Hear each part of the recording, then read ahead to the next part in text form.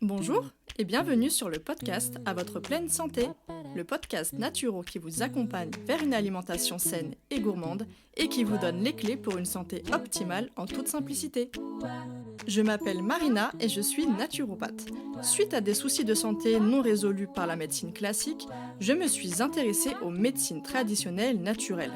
Grâce à mes apprentissages et mes expériences personnelles, j'ai enfin eu les réponses à mes questions. Aujourd'hui, je souhaite donc partager mes connaissances pour aider les personnes qui se sentent perdues face à leur santé ou leur alimentation. Ma mission à travers ce podcast sera de vous aider à manger mieux sans frustration grâce à mes conseils, mais je vous aiderai également à comprendre les besoins de votre corps pour mieux le chouchouter. Préparez-vous à améliorer enfin votre hygiène de vie, car la pleine santé se trouve entre vos mains. Je suis très contente de vous retrouver après quelques semaines d'absence. Je sais, ça a été un petit peu long peut-être pour certaines ou certains, mais là clairement j'avais besoin de faire une pause quelque part. J'avais trop de choses de tous les côtés et j'ai décidé que c'était le podcast parce qu'il y avait quand même déjà pas mal d'épisodes et je me suis dit bon, ceux et celles qui n'ont pas eu le temps d'écouter les précédents, au moins ça leur laisse le temps. Et puis j'ai eu le retour d'autres personnes qui m'ont dit au moins ça m'a fait réviser, ça m'a fait réécouter les anciens épisodes. Donc finalement, tout s'est très très bien passé et moi ça m'a permis vraiment de me reposer un petit peu pour me consacrer à d'autres choses. Alors aujourd'hui, c'est un épisode qui va un petit peu changer parce qu'en fait il s'agit du témoignage d'une de mes clientes que j'ai suivie pendant un bon moment. Et ça a été suite à l'idée donnée par une des auditrices. Donc je mentionnerai tout à l'heure son nom et son message, qui était très gentil d'ailleurs, et c'était une superbe idée. Donc je te remercie vraiment. Allez, je vous laisse avec l'histoire d'Émilie. J'en avais déjà parlé un petit peu dans un ancien épisode, mais là, elle va vraiment nous partager toute son histoire, le avant, le pendant, le après, la consultation qu'on a eue, les consultations qu'on a eues ensemble. Et comme d'habitude, maintenant vous me connaissez, mais vous savez que dès que je suis dans une interview et que je suis vraiment dans le truc, j'ai tendance à parler un peu vite. C'est un de mes défauts, je suis désolée.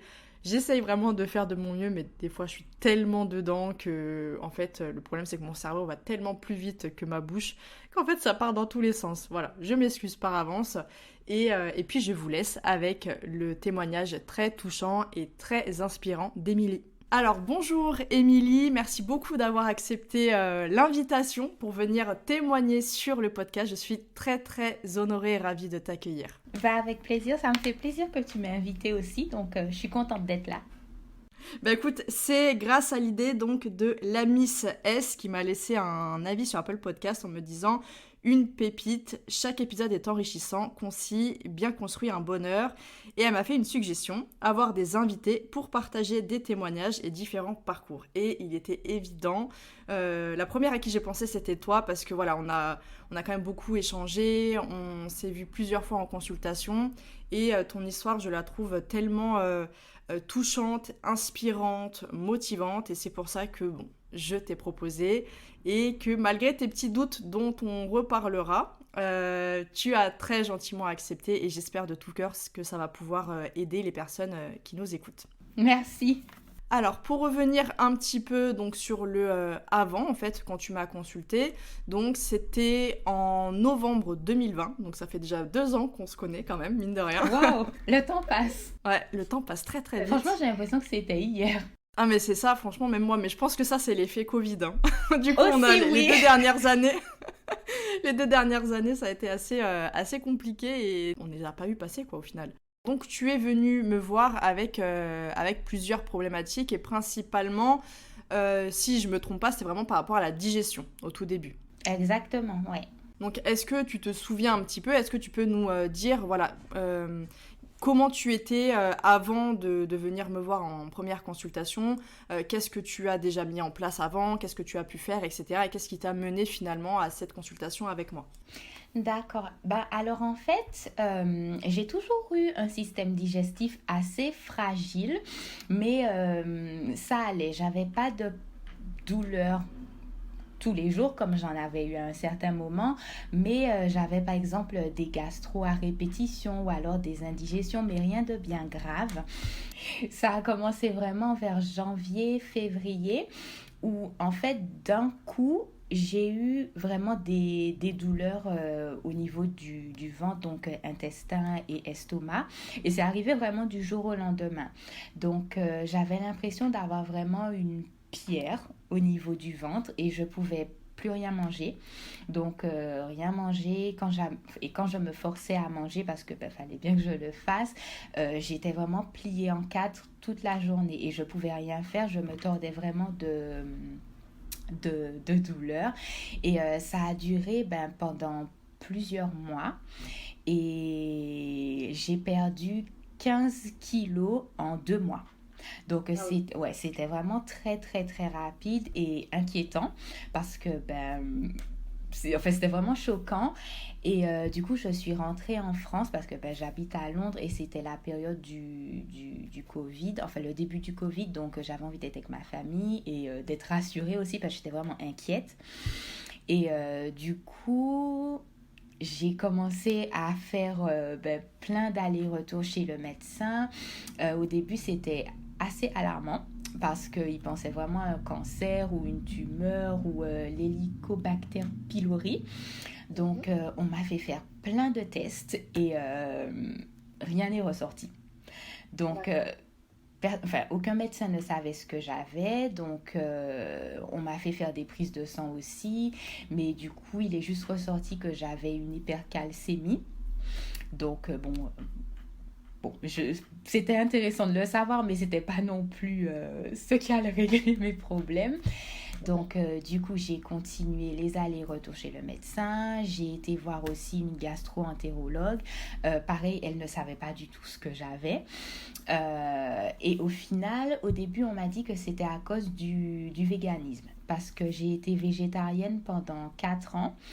Puis, je suis passée au véganisme pendant 1 an. Et on m'a dit que c'était à cause de ça. Donc, on m'a conseillé de recommencer à manger de tout. Et c'était assez difficile aussi parce que j'aimais bien être végétarienne, ça correspondait vraiment beaucoup avec mes valeurs.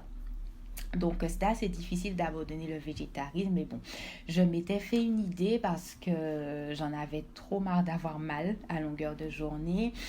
Donc, j'ai recommencé à manger du poulet, de la viande petit à petit et ça a été mieux. Franchement, ça m'a beaucoup soulagée parce que j'ai appris par la suite que, bon, je n'ai pas bien fait mon véganisme puisque j'ai appris avec toi, par exemple, que je ne faisais jamais tremper mes grains, mes haricots et tout et tout. Enfin, je faisais un peu n'importe quoi. J'ai juste supprimé la viande, je regarde un peu ce qui était conseillé sur Internet, mais je ne l'ai pas fait correctement. Donc bon, c'est pas grave.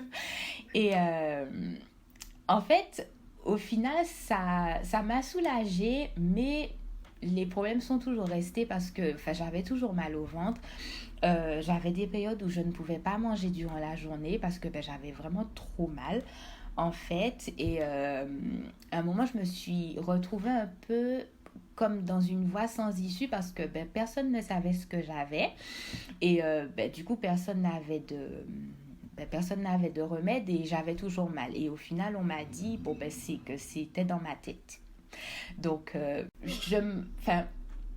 oui, c'était dans ma tête, mais en fait, non, puisque je me disais, je suis pas folle, en fait, mes douleurs, je ne les imagine pas, donc bon, j'étais un peu, vraiment, bon, ouais, j'étais un peu désespérée et j'ai commencé à me renseigner sur la naturopathie parce que j'essayais de trouver d'autres alternatives et j'ai rencontré ma première naturopathe dont je ne citerai pas le nom et elle m'a beaucoup soulagée. Au début, elle m'a beaucoup aidée, elle m'a redonné confiance et tout. Elle m'a dit déjà c'est bien que je ne sois pas malade, qu'il n'ait rien trouvé, il faut juste faire un réajustement alimentaire et ça ira.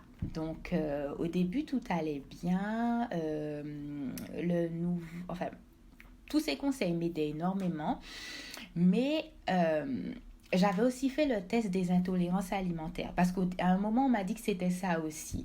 Mais sauf que mon test a révélé que j'avais énormément d'intolérances alimentaires et au final, je pouvais pratiquement rien manger, mais vraiment. Et c'était non seulement difficile parce que je ressentais toutes ces douleurs, mais en plus au niveau social parce que comme je savais que je pouvais pas manger énormément d'aliments, je refusais de sortir ou alors quand j'avais mes repas de famille, je voyais tout le monde manger, tout le monde s'amuser et moi je pouvais pas. Donc j'étais énormément frustrée, ça m'est arrivé de pleurer aussi. Et en fait, je me sentais un peu bête aussi parce que je me disais, mais en fait, c'est que de la nourriture, je me mets à pleurer juste pour ça, mais en fait, enfin, c'est un tout parce que non seulement j'avais mal, mais en plus je me sentais isolée par rapport aux autres, donc c'était vraiment très difficile. Et en fait, ma naturopathe m'avait conseillé pendant un temps de limiter tous ces aliments en fait.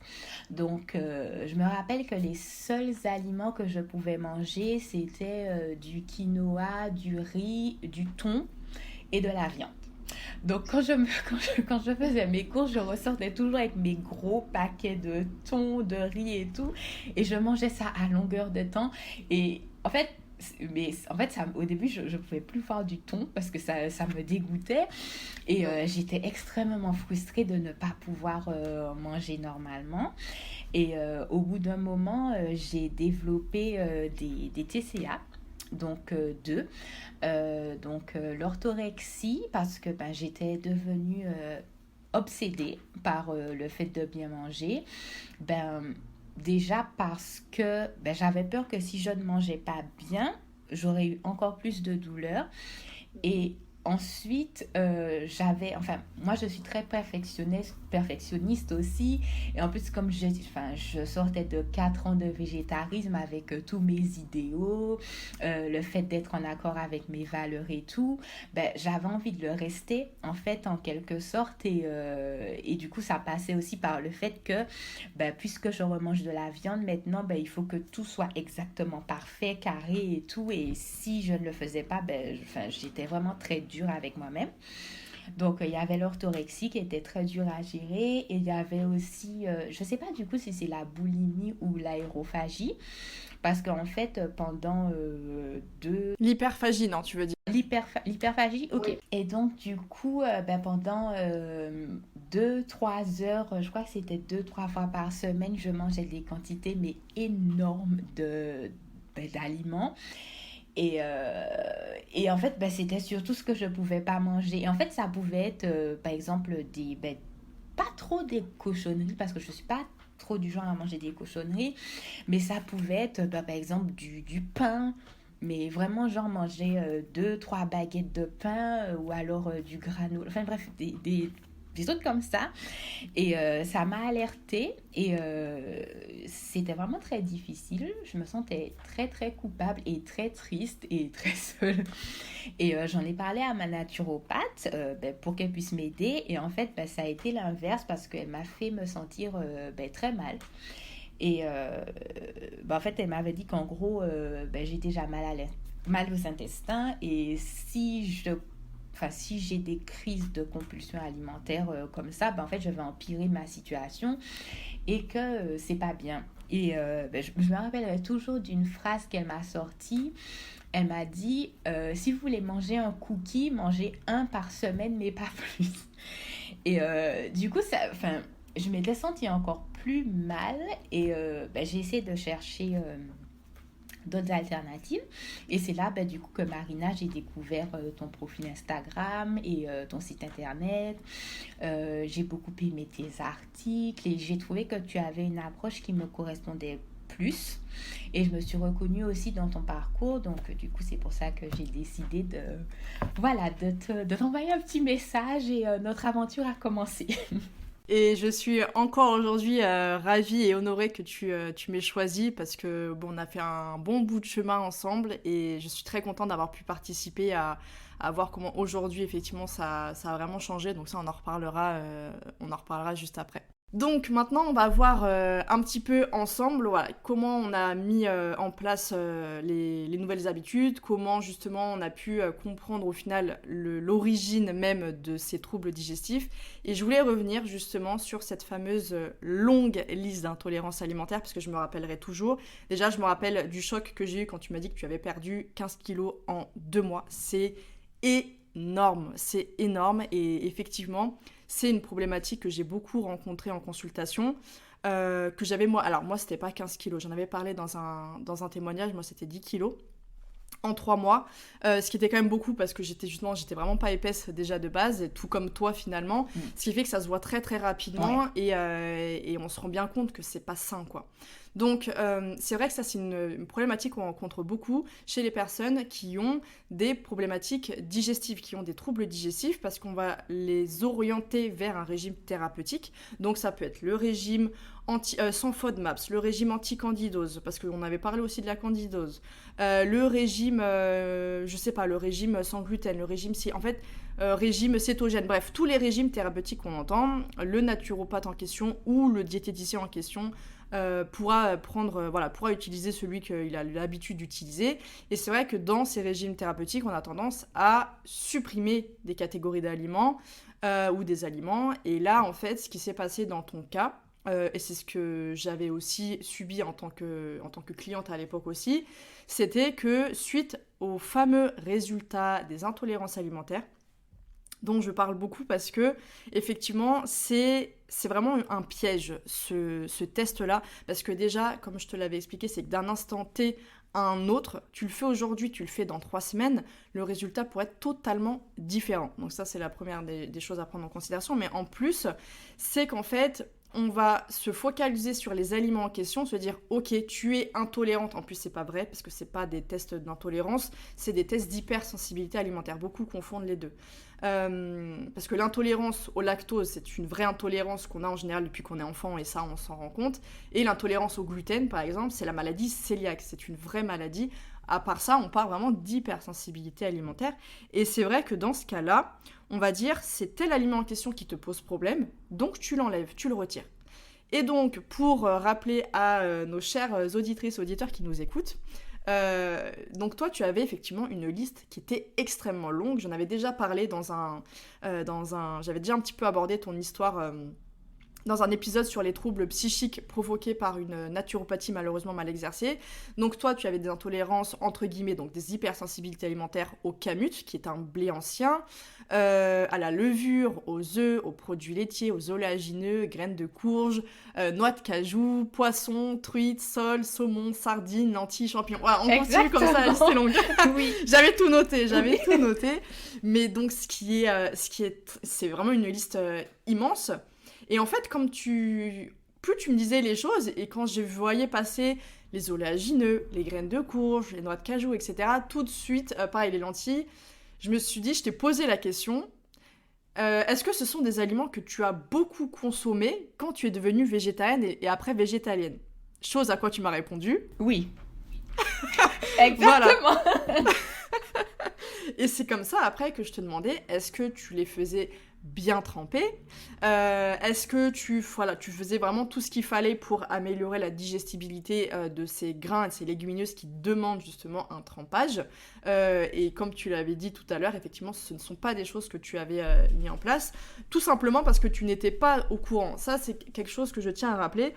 Beaucoup de personnes se sentent jugées quand voilà, elles disent oui, moi ça m'a pas convenu le végétarisme, je sais pas pourquoi, alors que pourtant c'est quelque chose qui me tient à cœur, ou même le végétalisme, et que la personne en face nous dit, quel que soit le professionnel de santé, mais va nous dire en fait voilà, vous avez mal fait les choses, vous pouvez pas être végétarien, que sais-je encore, vous avez fait des erreurs, etc. Mais en fait, sauf que on nous apprend pas à l'école en fait comment manger, et encore moins comment devenir végétarien ou végétalien si c'est quelque chose qui nous tient à cœur. Et c'est vrai que ça, c'est un discours, moi, où j'ai un petit peu de mal, que ce soit des collègues ou que ce soit n'importe un nutritionniste ou quoi, qui vont dire à une personne ou quelqu'un, en fait, si vous voulez être en bonne santé, vous ne devez pas être végétarien, vous ne devez pas être végétalien. Là, quand ça touche les convictions personnelles, et si la personne le fait pour des raisons d'éthique, pour des raisons environnementales, etc., ça la regarde. Après, si la personne nous dit, voilà, je vais être végétarienne pour améliorer ma santé, là, on peut lui expliquer que ce n'est pas nécessaire d'aller dans le végétarisme pour prendre soin de sa santé. On lui explique le pourquoi du comment. Par contre, si la personne, voilà, c'est vraiment des convictions par sensibilité, comme j'ai dit, animale, etc., en fait, c'est son choix, ça la regarde. Nous, notre rôle à nous, c'est de faire en sorte qu'elle puisse atteindre cet objectif-là qui lui fait du bien, justement, mentalement, parce que ça fait partie de ses valeurs, tout en nous, notre rôle, c'est de faire en sorte qu'elle n'ait pas de carence et de faire le maximum possible pour qu'elle puisse tenir ce type d'alimentation sans risque pour sa santé. Voilà, et c'est ça qui est très important pour moi, de pouvoir maintenir en fait ces valeurs, même ces traditions culinaires, etc., sans avoir à justement, en fait, est-ce qu'il faut choisir entre l'un ou l'autre? Non, les deux sont possibles, il faut juste effectivement demander. C'est ce qui m'avait un petit peu choquée quand tu me disais, tu m'avais donné les retours qu'on t'avait donnés par rapport à ça, parce que on retrouve encore ce jugement, mais ça malheureusement, même dans le milieu médical, beaucoup de personnes se sentent jugées quand elles ont des choix. Combien de personnes vont chez le médecin, ont des carences en fer, et quand on leur demande si elles mangent de la viande rouge, la personne répond bah non, je ne mange plus de viande, voilà, pour telle ou telle raison. Tout de suite, ah bah voilà, faut pas s'étonner après si vous avez des carences, etc. En fait, ça n'a pas lieu d'être dans un discours médical, quel qu'il soit, hein, médical ou thérapeutique ou autre. Et donc, là, effectivement, c'était ce qui s'était passé dans ton cas, c'est que d'un coup, tu avais mangé beaucoup de choses. Déjà, ton organisme n'avait plus l'habitude, parce que de mémoire, tu avais arrêté à peu près du jour au lendemain. Ça a été très rapide. Ouais. Ouais, c'est bien ça. Donc, ce qui fait que tout ton corps, et notamment ta flore intestinale, n'avait pas du tout eu le temps de s'adapter à ce changement, parce qu'on passe quand même d'une alimentation omnivore où potentiellement c'était quand même beaucoup de produits animaux et peut-être de céréales assez raffinées, des céréales plutôt blanches, des pâtes, des choses comme ça, à une alimentation où il y a d'un coup beaucoup plus de fibres, beaucoup plus justement de grains entiers, etc. Et donc c'est très perturbant, le corps il n'a pas le temps de s'habituer. Exactement, oui. C'est ça, et donc ça il faut l'expliquer, une fois qu'on en a conscience, on fait les choses progressivement, mais c'est pas impossible. Et en fait c'est ça qui fait que, effectivement, si tu as eu ce changement très, très important et très rapidement, la flore n'a pas eu le temps de s'habituer, ce qui fait que ça peut effectivement provoquer des petites réactions inflammatoires, immunitaires, parce que le corps il se dit oulala, mais attends, j'ai pas l'habitude de ça, là je sais pas comment gérer ça, c'est un peu voilà, le chaos pour lui. Et donc sur des résultats comme tu as pu faire en termes d'examen, ça peut te dire effectivement, bah tu es hypersensible à tel aliment. C'est vraiment, vraiment pas anodin. Et donc, ça c'était quelque chose qui m'avait effectivement beaucoup parlé, plus ton histoire avec l'orthorexie. Parce que ça c'est pareil, j'en ai beaucoup parlé également, parce qu'on a à peu près le même parcours sur beaucoup de choses d'ailleurs, mais par rapport aux troubles du comportement alimentaire, troubles digestifs.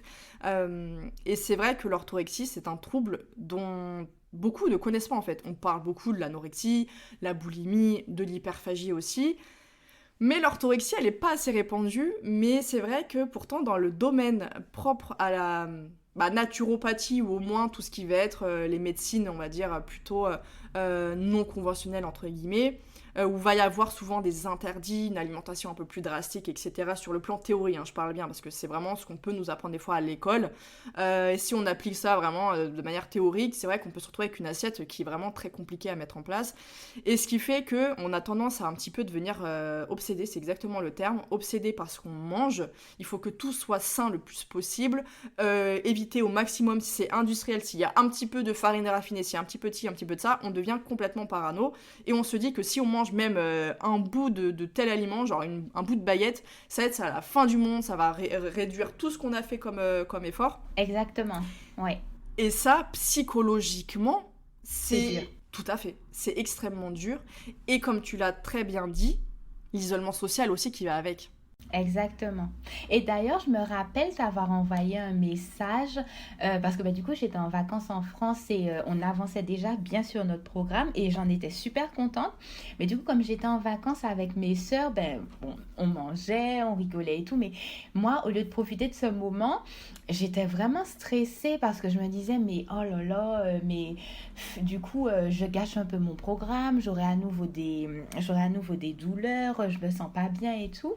Et je me rappelle que je t'avais envoyé un message pour te le dire.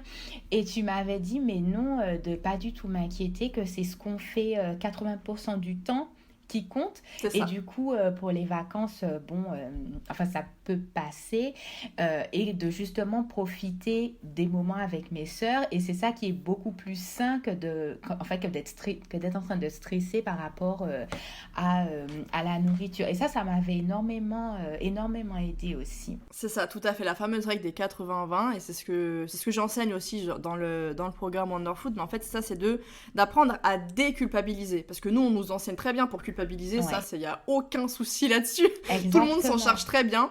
Mais pour nous apprendre à déculpabiliser, là, c'est une autre affaire. Et moi, j'ai vraiment à cœur parce que, effectivement, de par mon parcours, que ce soit le parcours perso, mais aussi professionnel, comme avec des personnes comme toi, parce qu'évidemment, tu n'es pas la seule, il y en a énormément comme ça. J'ai constaté à quel point la santé mentale est trop mise de côté et qu'on a tendance à mettre la santé physique vraiment sur un piédestal et à oublier vraiment cet aspect de l'impact sur la santé mentale, alors qu'il faudrait faire l'inverse. Et effectivement, comme je dis tout le temps, il faut s'occuper des 80% du temps. C'est-à-dire que ce que tu vas mettre en place quotidiennement, c'est ça le plus important. Si durant les week-ends, si quand tu es en vacances, etc., tu ne calcules rien du tout, tu as envie de gaufres, même si dedans il y a du blé ou que sais-je encore, on s'en fout. Oui, complètement. C'est ça, oui. Tu vois, c'est vraiment ça. Et effectivement, tu vas tellement kiffer, tu vas tellement savourer parce qu'il n'y aura pas la culpabilité derrière, donc tu seras pleinement dans l'instant. En plus, souvent, c'est des moments qui sont partagés avec des gens qu'on aime, on est vraiment dans un bon moment. Ça nourrit l'esprit, ça nourrit la santé mentale, ça apaise le corps. Donc, c'est pour ça que on en parle souvent, j'en parle souvent dans les épisodes, mais que nombre de personnes, moi y compris, qui ont dit que je comprends pas, toute l'année je fais des efforts et pourtant j'ai mal au ventre, nanana. Et pourtant, dès que je suis en vacances, je fais un peu n'importe quoi et là j'ai zéro problème. Je suis d'accord, c'est vrai, franchement c'est vrai. Et ce qui prouve l'impact en fait de l'environnement, de la pression qu'on se met sur la santé digestive. C'est vrai. C'est tout à fait vrai, oui. Et je le rappelle, on dit tout le temps, de toute façon, le ventre, c'est le deuxième cerveau, c'est pas un hasard, les deux sont très connectés. Si ça va mal dans la tête, ça ira mal dans le ventre et inversement. C'est un cercle vicieux qu'il faut absolument casser. Et à partir du moment où on se dit, ok, là, je m'en fous, j'ai envie de kiffer, manger des chocolats à Pâques, j'ai envie de manger un bon burger quand je vais, je sais pas, à Londres, par exemple. Exactement. Bon, un burger du coup végétarien pour nous, mais bon, un burger quand même avec des bonnes frites, etc. En fait, on kiffe. Et ça, c'est hyper important. C'est ça, en fait, une vraie bonne santé. C'est ça ce qui est sain. C'est être sain. Ouais, je suis d'accord, oui. Mais d'ailleurs, j'avais été étonnée à notre première consultation, parce que moi, je m'attendais à ce que tu me poses des questions que sur mon appareil digestif, mes habitudes alimentaires et tout. Et ça m'avait vraiment étonnée quand tu m'avais demandé, est-ce que tu fais du sport? Est-ce que tu es heureuse à ton travail? Enfin, et plein de choses comme ça. Et franchement, ça m'avait touchée, ça m'avait fait du bien. Et du coup, ça m'avait fait aussi un peu lâcher prise sur l'alimentation, parce que j'avais remarqué que comme j'étais tellement obnubilée par l'alimentation, je m'étais négligée aussi sur beaucoup d'autres aspects de ma vie. Et quand j'ai rebalancé, entre guillemets, du coup, je me suis sentie aussi bien mieux au niveau digestif. Et souvent, je m'en rappelle parce que parfois, ça peut m'arriver aussi quand j'ai des... maintenant, ça va beaucoup mieux, mais quand j'ai des périodes où ça va moins bien, j'ai remarqué que quand je recommence à me concentrer sur mon alimentation en me disant non, ça va pas, il faut que je contrebalance, c'est le moment d'être super carré sur la nourriture, c'est à ce moment que je recommence à avoir des douleurs et que du coup qu'il faut que je me rappelle que je me reconcentre sur tout. Et comme par hasard, quand je me reconcentre sur tout, ça va mieux. Et en fait, au final, parfois, je me dis que, je sais pas, j'apprends à connaître un peu mes intestins et mon cerveau. Je leur parle, je me dis, bon, je comprends que vous essayez de me laisser un petit message, d'arrêter de saouler mes intestins, de penser à moi, de penser à tout. Voilà. Donc, non, t'as vraiment raison de penser à la santé globalement et pas qu'au système digestif. Tout à fait, c'est pour ça que je dis à chaque fois, moi je parle de pleine santé. C'est vrai. Aussi, moi, je voulais revenir sur un fait qui est important et dont je rappelle beaucoup l'importance du coup, c'est le fait d'être accompagné psychologiquement.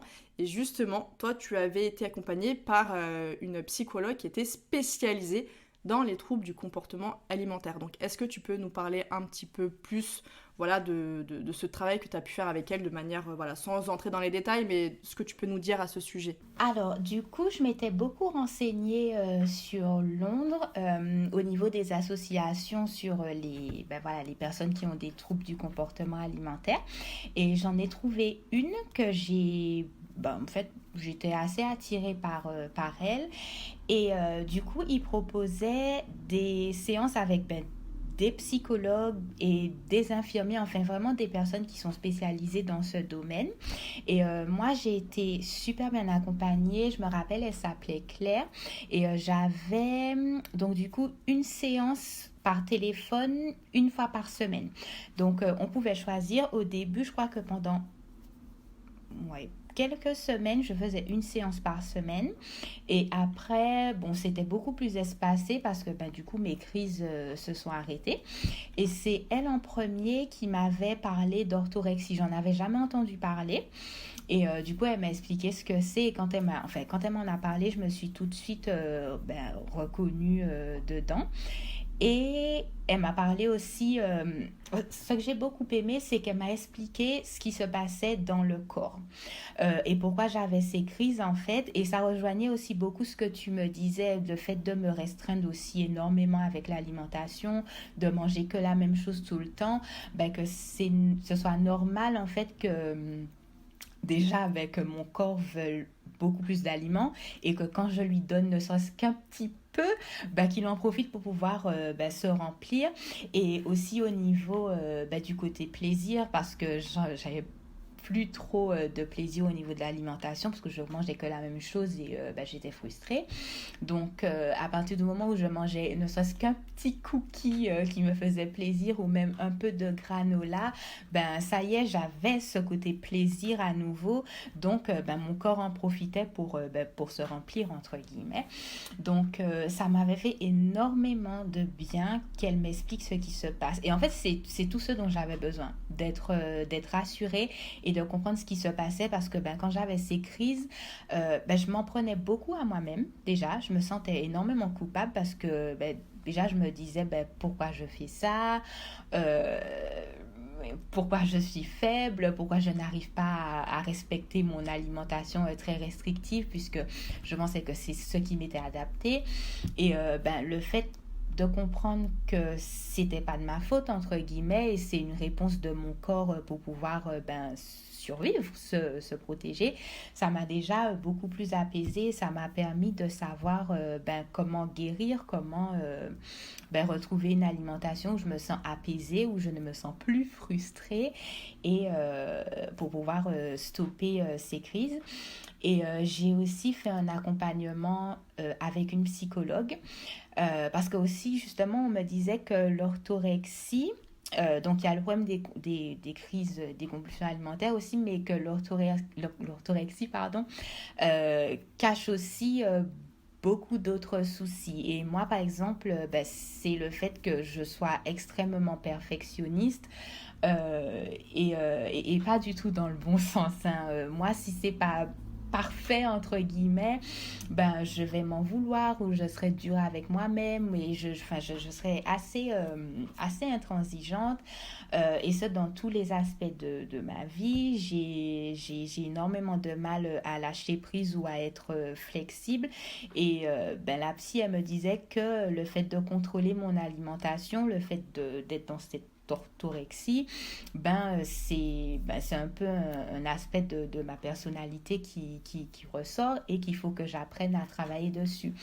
Donc en vrai, ça, voilà un peu pour mon accompagnement et ça m'a aidé à dénouer beaucoup de choses dans ma personnalité, enfin chez moi, que j'avais besoin de travailler et libérer entre guillemets. Merci beaucoup parce que c'est vrai que c'est une approche qui est très intéressante Et c'est marrant parce que voilà, moi aussi j'ai souffert d'orthorexie et je suis également une perfectionniste qui se soigne, Oui. qui essaye de garder les bons côtés du perfectionnisme sans le côté... parce qu'on se rend pas compte pour les personnes qui ne le sont pas et à chaque fois on dit oui, arrêtez de dire que c'est un défaut, perfectionnisme. En fait, si, ça peut vraiment être avoir un tel impact sur la santé mentale que beaucoup en fait ne se rendent pas compte. Donc oui, c'est pas quelque chose de facile à vivre et ça exprime aussi beaucoup effectivement de blessures du passé, de l'enfance, etc. Exactement. Et de vouloir faire le plus parfaitement possible en général pour se sentir exister, légitime d'exister, d'être aimé, etc. C'est quand même assez c'est lourd, c'est même triste quand même. Et la problématique, c'est que ça amène, comme ça a pu me mener par exemple au burn-out, et ça mène à beaucoup de troubles de santé mentale principalement, et donc effectivement après aussi des troubles de santé physique. Donc merci vraiment pour ce partage et voilà, j'espère que ça motivera certaines personnes qui voilà, ont un petit peu peur de se lancer dedans, parce que moi je le dis, moi je suis pas magicienne, j'ai pas de baguette magique, il y a beaucoup de choses sur lesquelles il faut agir et moi ce n'est pas dans mes compétences, même si j'arrive entre guillemets à voir un petit peu quel peut être le style de blessure, la personne, j'arrive à sentir quand même s'il y a une détresse émotionnelle, etc. Donc je vais l'orienter vers ce genre de choses, mais je ne suis pas psychologue, je ne suis pas psychothérapeute et c'est un travail qui doit être fait par un professionnel. Donc voilà, n'hésitez pas, il n'y a pas besoin d'avoir honte. Il y en a beaucoup qui ont honte de se dire j'ai besoin d'aide, il faut que j'aille consulter un ou une psychologue, psychothérapeute. Ce n'est pas une honte. Si vous prenez soin de votre santé physique, si en général vous écoutez ce podcast et que vous vous accordez l'importance à votre santé physique, votre santé mentale en mérite tout autant. Voilà, et pour ça, effectivement, on prend soin de son hygiène de vie, on prend soin aussi de sa santé mentale en faisant un travail sur les choses qui nous accompagnent depuis l'enfance, tous les bagages émotionnels qu'on a et dont il faut se séparer sainement pour pouvoir avancer vers justement une pleine santé mentale également. Du coup, on va un petit peu avancer vers la fin et parce que peut-être que ça intéressera les personnes de savoir un petit peu ce qu'on a pu mettre en place.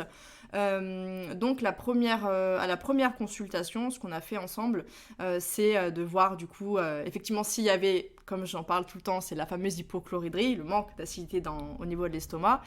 Donc tu as fait le fameux test au bicarbonate qui s'est avéré effectivement positif. Donc il y avait je crois qu'il y avait même eu aucun RAW, il me semble. Donc on était sur ouais, il y en avait eu aucun.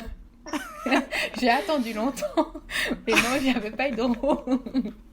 C'est ça, donc là on est dans ce qu'on appelle plutôt une achloridrie, on a vraiment quasiment plus d'acide chlorhydrique au niveau de l'estomac. Donc voilà, je t'ai proposé un protocole par rapport à ça, qui est vraiment spécifique, et c'est d'ailleurs le fameux protocole qui m'a valu beaucoup de résultats sur moi, puis après sur beaucoup de clients dont toi, et c'est celui que je partage justement dans Wonderfood. Donc on a fait un travail sur l'estomac avec aussi la production d'enzymes, etc. On a fait un gros travail sur le foie, en tant que soutien et non en tant que détox et gros coup de fouet dans l'estomac, j'allais dire, dans le foie. Le but était vraiment de le soutenir au maximum. Plus un rééquilibrage au niveau du système nerveux. Oui. Alors, par rapport à ça, je voudrais dire quelque chose. Enfin bon, je crois pas au miracle, hein, mais en fait, mes résultats sont venus petit à petit. J'avais de moins en moins mal petit à petit. Mais ce qui a été vraiment spectaculaire, si je puis dire, et je sais pas si tu t'en souviens, mais c'était vraiment le produit pour le foie. Parce que celui-ci, je me rappelle que je t'avais dit que moi, quand je me lève le matin, je me sens toujours un peu fatiguée et je me sens jamais pleine d'énergie. Et que quand on me faisait passer toutes les batteries d'examen et tout, on m'avait vu des taches au niveau du foie. Enfin, je sais plus. Et le produit que tu m'avais donné pour... je dis le produit, mais en fait, tu vois, pour le foie, j'avais adoré parce que je crois que d'une semaine à l'autre, j'avais vraiment...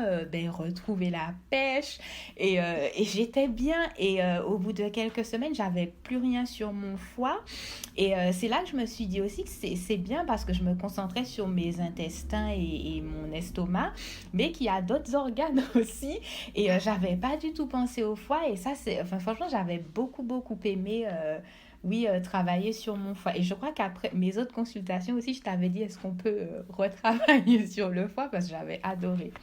Mais non, ça C'est va. ça. Maintenant, il est bien mon foie. Tout à fait, parce que comme je dis souvent, de toute façon, le corps, c'est un ensemble. C'est pas un organe qui travaille tout seul dans son coin, c'est un ensemble. Et c'est pour ça que, et c'est ce qu'on a fait justement aussi, c'est qu'on a travaillé aussi sur le système nerveux, qui était, c'est la base. Quand je le dis, quand on a des soucis digestifs, il est inconcevable de travailler sur les soucis digestifs sans travailler déjà sur la fonctionnalité de l'estomac, les enzymes, etc. Parce que beaucoup se focalisent, voilà, les probiotiques, voilà, c'est tendance, tout ça, mais en fait, c'est pas du tout la base, c'est pas du tout là qu'il faut commencer.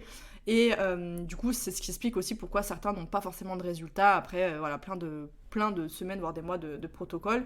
Et pareil, en fait, le fait d'agir sur le foie et intestin, c'est la base, en fait, parce que un intestin qui va être surchargé, qui va mal fonctionner, il va forcément impacter sur le foie, parce que c'est lui quand même qui gère toutes les toxines. Et en fait, c'est le premier à être vraiment à être en PLS, si je puis dire. Vraiment, il est KO total, le pauvre. Et donc, Oui. on va ressentir plein de désagréments. Et souvent, on parle beaucoup de détox, mais c'est pas la détox en fait, c'est vraiment le fait de soutenir son foie. C'est vraiment deux choses différentes dont j'avais parlé justement dans l'épisode sur la détox. Et le système nerveux, parce que je le rappelle quand même, que c'est le cerveau qui gère tout. C'est au niveau du cerveau que tout va se passer.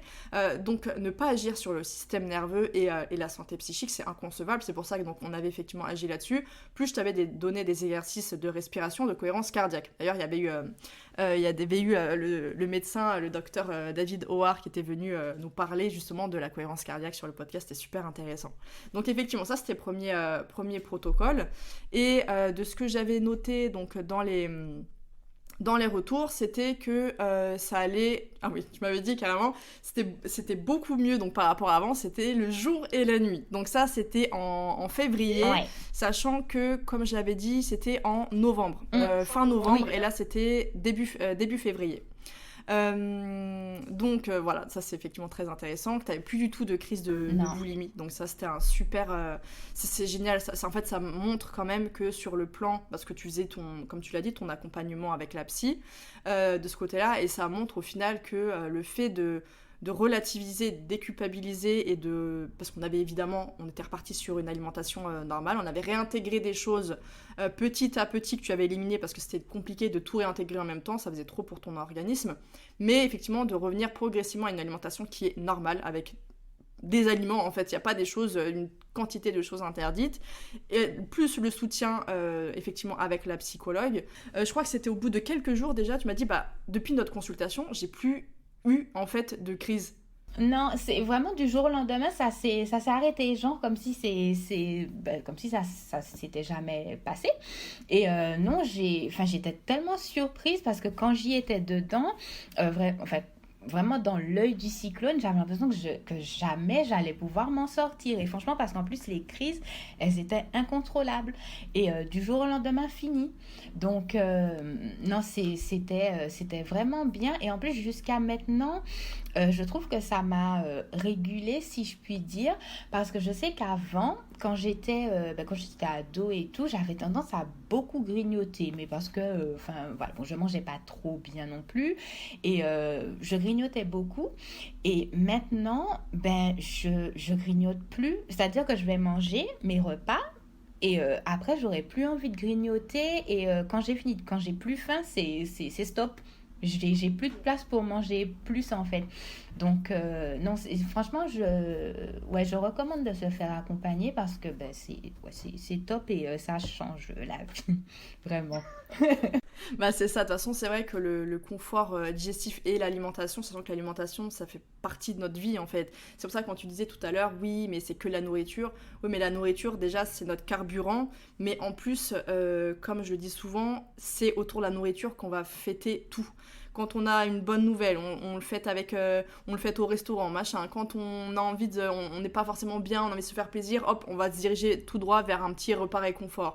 Quand on a envie de profiter avec des amis, on va se faire un petit brunch. Quand on a envie de faire un truc entre familles, pareil. En fait, il y a toujours la nourriture qui est là. C'est vrai. Elle fait vraiment partie de notre vie et c'est tout à fait normal d'avoir une relation apaisée avec l'alimentation impacte forcément sur notre vie. Et évidemment, le système digestif, parce que déjà, comme je le dis, c'est quand même le deuxième cerveau, donc forcément, ça va avoir un impact. Mais en plus, voilà, tu sais ce que c'est d'avoir des douleurs. Moi, je sais que ça me pourrissait la vie d'avoir autant de problèmes digestifs. Donc oui, effectivement, toi, ça m'avait fait sourire quand tu m'as dit que c'était vraiment le jour et la nuit par rapport à la digestion. Et effectivement, j'avais déjà noté qu'il y avait quand même beaucoup plus de vitalité, comme tu viens de l'expliquer, par rapport aussi au travail sur le foie. Du coup, suite à ça, on a changé d'approche, on a toujours continué, comme je disais, parce que là, on était sur une très grosse achlorhydrie, plus du tout d'acide au niveau de l'estomac.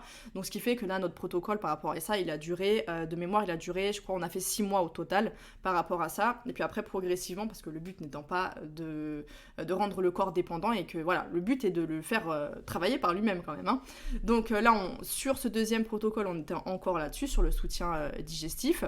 Par contre, ce qu'on a fait, c'est que là, pour changer par rapport aux produits du foie, je t'avais recommandé de me placer de la bouillotte parce qu'en fait, je voulais te donner d'autres choses.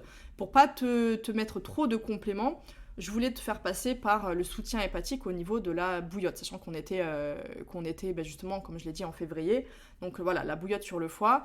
Et on a vraiment un petit peu passé on va dire, à la vitesse supérieure par rapport au rééquilibrage du système nerveux. Il y avait beaucoup de reminéralisation, tu te souviens, avec le plasma marin.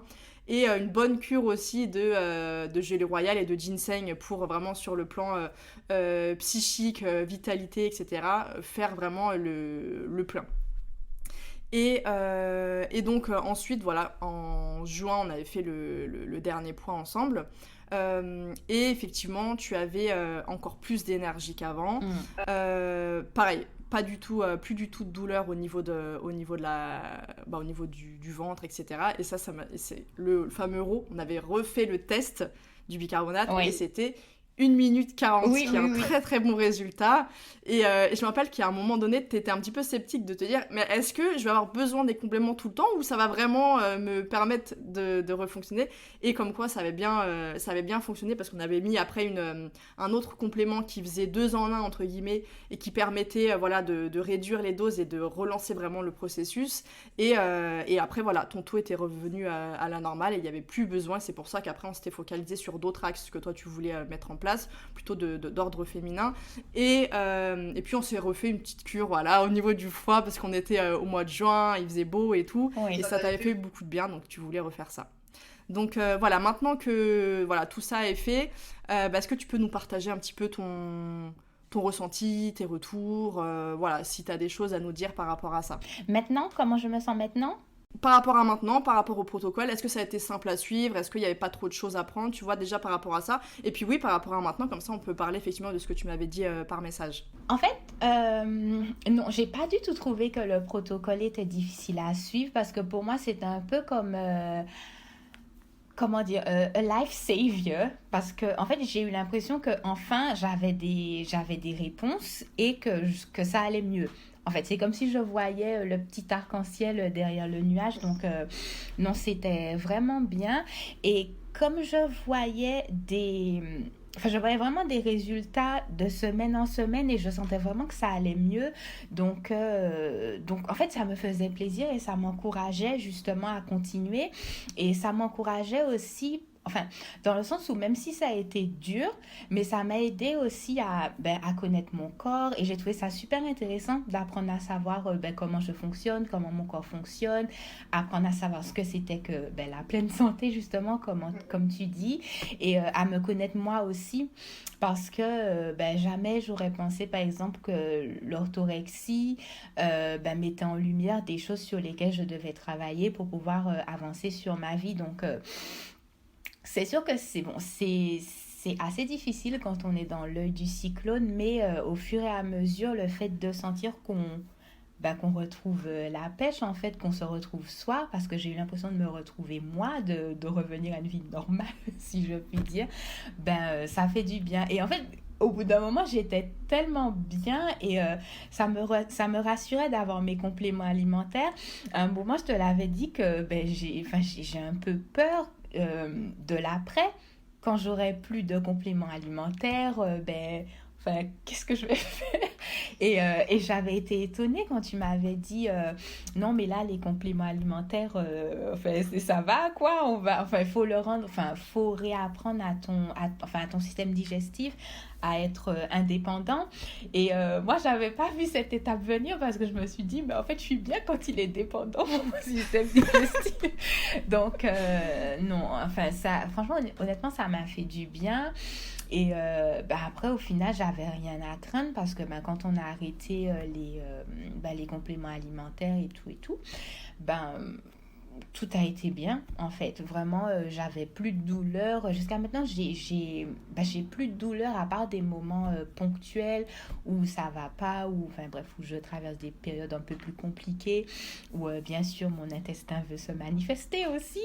Mais c'est plus du tout comme avant. Franchement, et pour ça, en fait, je serai toujours reconnaissante.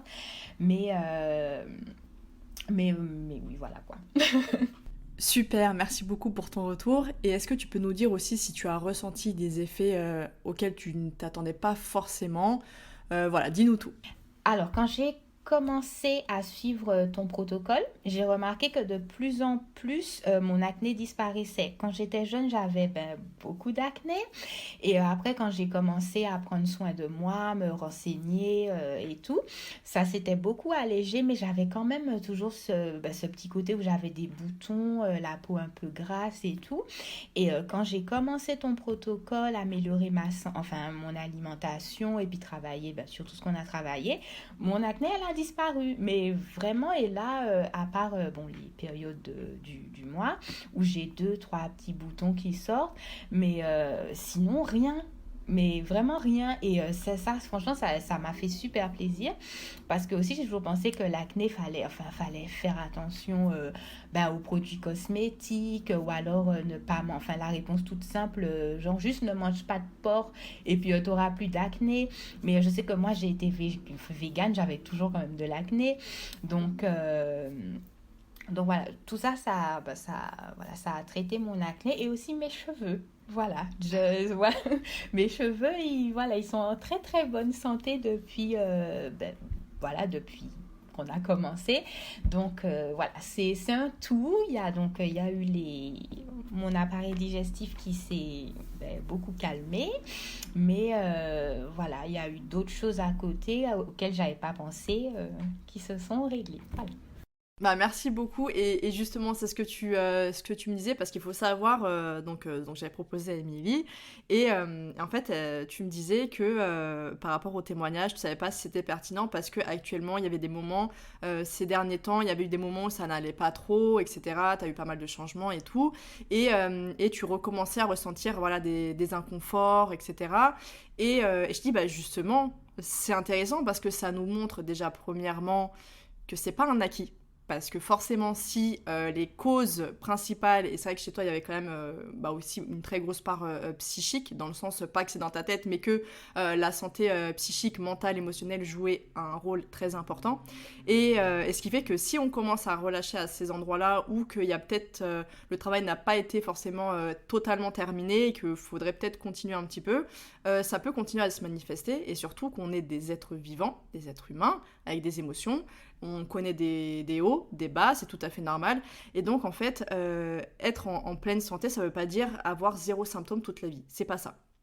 Au contraire, c'est se sentir bien, certes, la plupart du temps, mais que si on commence à manquer à ce dont le corps a besoin, ce dont notre santé mentale a besoin, ce dont, voilà, nos vrais besoins, eh bien, c'est comme les émotions. Les émotions, la colère, la peur, la tristesse, nous donnent des signaux d'alerte sur des besoins, des choses voilà, c'est des messages, en fait, qu'on nous envoie. Par contre, les symptômes physiques, eh ben, c'est la même chose. Il y en a, c'est pour la santé mentale, et l'autre, c'est un peu pour la santé physique, en fait. Et ce qui fait que c'est un très bon indicateur pour dire, justement, allô, là, Émilie, je pense qu'il y a quelque chose, voilà, c'est pas tip-top, va falloir revoir ça, tu vois. Oui, oui. Donc c'est pour ça que je te disais, c'est très pertinent, au contraire, on ne peut pas vanter quelque chose, se dire non, plus jamais j'ai ressenti de problème, voilà, je pète la forme tout le temps. En fait, le but, c'est pas de devenir un super-héros, ça n'existe pas dans la vie. Ou alors, c'est des personnes qui mentent, en fait, et qui ne disent pas la vérité, mais même un naturo, même les personnes avec la meilleure hygiène de vie du monde, ne peuvent pas prétendre n'avoir zéro symptôme toute l'année, même quand il y a des moments où, voilà, très souvent, on ne contrôle pas les aléas de la vie, il y a des choses qui peuvent avoir un impact considérable sur notre santé, et forcément, le corps, il va nous le faire comprendre. Mais il n'y a pas de mal là-dedans. Exactement, je suis d'accord. Je suis tout à fait d'accord. Et je sais qu'avant, pour moi, c'était un peu comme une malédiction. Je me disais, ah, mais pourquoi est-ce que moi j'ai des troubles digestifs? Pourquoi est-ce que ça va pas et tout? Mais au final, parfois, je me dis que c'est l'inverse, que c'est un peu comme une bénédiction. Alors, c'est sûr que c'est insupportable de ressentir des douleurs, mais je me dis que comme je sais ce que c'est que d'aller bien, que de n'avoir aucune douleur, que je me dis que dès que... parce que, au final, je sens quand, par exemple, je pousse trop, ou alors que je suis un peu stressée, ou que je suis... bref, dans une situation un peu compliquée. Mais je sais que si mes intestins ou mon ventre commence à se tendre, ou que je recommence à avoir des douleurs, c'est un indicateur pour me dire bon, Émilie, il faut que tu te poses là, ou alors trouver me dire là, je peux plus continuer, il faut vraiment que je trouve une solution et que je me calme. Donc voilà quoi. Tout à fait, et je trouve que c'est une très belle façon de finir cette interview, ce témoignage, parce que effectivement tu as très bien rappelé que c'est dur quand on est dedans. Je le cache pas, on le cache pas, on sait très bien ce que c'est. C'est comme voilà, tout ce qui était burn-out, dépression. C'est vrai que quand on est dedans, c'est dur de se dire c'est un mal pour un bien. C'est un mal pour un bien parce que sans ça, il y a plein de choses derrière qu'on n'aurait pas fait. On n'aurait pas pris soin de sa santé, on n'aurait pas changé si on n'aurait pas changé ça. Et donc, au final, qui sait ce qu'il y aurait pu avoir de pire après, justement, si on n'avait pas mis tout ça en place. Et c'est vrai que, au final, d'apprendre à connaître son corps, ses besoins, mais même pas que son corps, c'est qui on est en fait, qui on est, ce dont on a besoin, ce dont on aime réellement, etc. Il n'y a pas mieux, en fait. Il n'y a pas mieux pour être épanoui dans sa vie, parce que tant qu'on ne se connaît pas, tant qu'on ne connaît pas ses besoins, on ne peut pas, malheureusement, être en pleine santé et être, en fait, épanoui dans sa vie.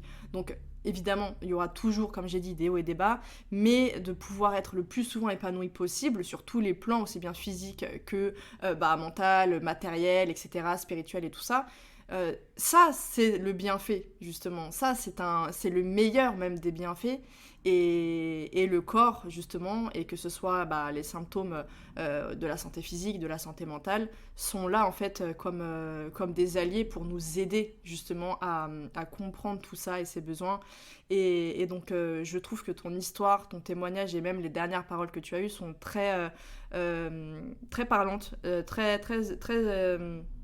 J'aime pas les mots, mais c'est vraiment... déjà, c'est très touchant, certes, mais c'est vrai que c'est très pertinent. Voilà, c'est ça, en fait. C'est que c'est très, très pertinent.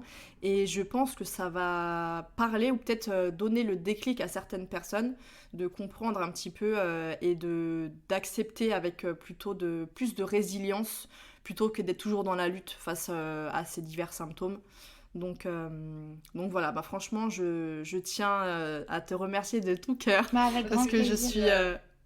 je suis vraiment très contente déjà de t'avoir eu, d'avoir eu le plaisir et l'honneur de t'accompagner, mais surtout l'honneur de te rencontrer parce que tu es une très très belle personne et tu as de très belles valeurs. Et attention Marina, je suis hyper sensible, ne me fais pas pleurer. On est deux.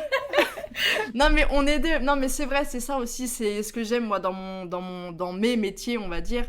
C'est ça, c'est le partage et le fait de rencontrer de belles personnes qui, voilà, avec qui je partage beaucoup de valeurs et tout ça. Donc voilà, je suis honorée et c'était vraiment un vrai plaisir de t'avoir ici, de t'avoir rencontré, comme je le dis. Merci. Bah, c'est réciproque, hein. Voilà, Merci, Non, mais oui, oui. Merci, non, c'est réciproque. Tu sais que franchement, je dis souvent ben, que tu es ma sauveuse parce que honnêtement, si je t'avais pas rencontré ou si tu m'avais pas suivi, je sais pas ce que j'aurais fait. Je sais vraiment pas. Donc non, voilà. Merci encore et ça me fait très plaisir et ça me touche ce que tu dis. avec grand plaisir. Et voilà pour le témoignage d'Émilie. Je suis très contente d'avoir pu vous le partager. J'étais ravie de savoir qu'elle avait accepté. Ça m'avait vraiment fait chaud au cœur parce que je sais que beaucoup, mais beaucoup, beaucoup, beaucoup vont se reconnaître dans son histoire, dans ses symptômes, dans ce qu'elle a pu vivre, dans ce qu'on a pu lui dire. Voilà, je sais qu'on est beaucoup à avoir vécu ça ou à vivre encore ça malheureusement. Et j'espère que ça va donner de l'espoir, que ça va remotiver les personnes concernées. Ensuite, si vous voulez avoir déjà des conseils pour mieux manger, avoir mes petites astuces, notamment mes 3 astuces pour manger mieux au quotidien sans frustration, je vous invite à télécharger votre guide offert directement dans le lien qui est dans la description. Tout est gratuit, vous avez déjà beaucoup de conseils dedans, je vous recommande vivement de le télécharger si vous ne l'avez pas déjà fait. Et bien entendu, si vous souhaitez approfondir, si vous voulez aller plus loin pour pouvoir bénéficier de tous les conseils, de toutes les connaissances dont a bénéficié Émilie et même plus encore, vous le savez, il y a mon programme Wonderfood et à ce propos, il va y avoir une très belle offre et une nouveauté qui arrive très très vite, à savoir lundi prochain, donc lundi 23 mai. Tenez-vous prête parce que ça va pas durer très très très longtemps.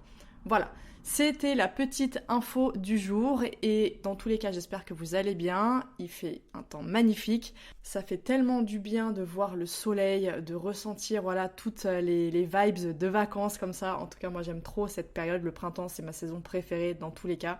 En attendant je vous souhaite une très belle semaine et prenez bien soin de vous. Merci infiniment de m'avoir écouté jusqu'au bout et j'espère que cet épisode vous aura plu. Si c'est le cas, n'hésitez pas à me laisser une note et votre avis en commentaire pour que je puisse le lire lors d'un prochain épisode. Et surtout, n'oubliez pas de vous abonner. Je vous donne rendez-vous un mardi sur 2 pour améliorer votre hygiène de vie grâce au podcast à votre pleine santé. Retrouvez quotidiennement mes conseils et astuces sur Instagram, sur le compte Ma Vie Saine et Moi, mais aussi Facebook, Pinterest et sur le blog de mon site web maviesaine-et-moi.com.